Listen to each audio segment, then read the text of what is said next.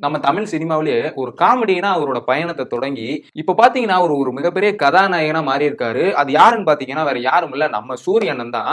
ஏன்னா வெண்ணிலா கபடி குழு எப்படி அவர் வாழ்க்கைக்கு நகைச்சுவை அமைஞ்சுச்சோ, அதே மாதிரிதான் நம்ம விடுதலை படத்துல ஒரு ஹீரோவா வளம் எடுத்து ஒரு பிரம்மாண்ட வெற்றியை கொடுத்து இவர் ஒரு மிகப்பெரிய கதாநாயகன் அப்படின்ற பேரை அவர் எடுத்துக்கிட்டாரு.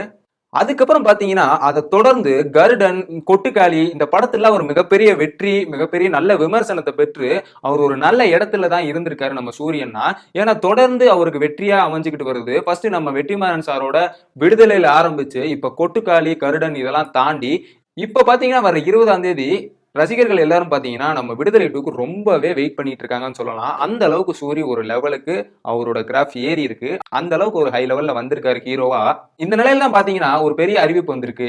என்னன்னு பாத்தீங்கன்னா நம்ம சூரியன் இருந்துகிட்டு அடுத்த படத்துக்கு ஹீரோவாக நடிக்க போறாருன்னு தகவல் அதிகாரப்பூர்வமா வெளிவந்திருக்குன்னு தான் சொல்லணும்.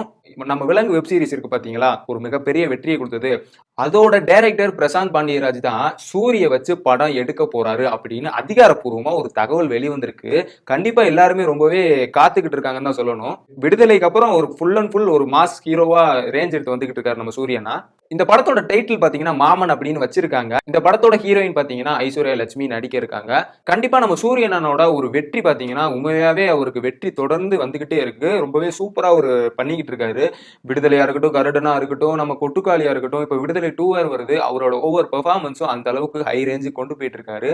கண்டிப்பா சூரியனே இனி வர்ற படங்கள்லயும் ஹீரோவா நடிச்சு அவரோட திறமையை இன்னும் அதிகப்படுத்துவாருன்னு நினைக்கிறேன்.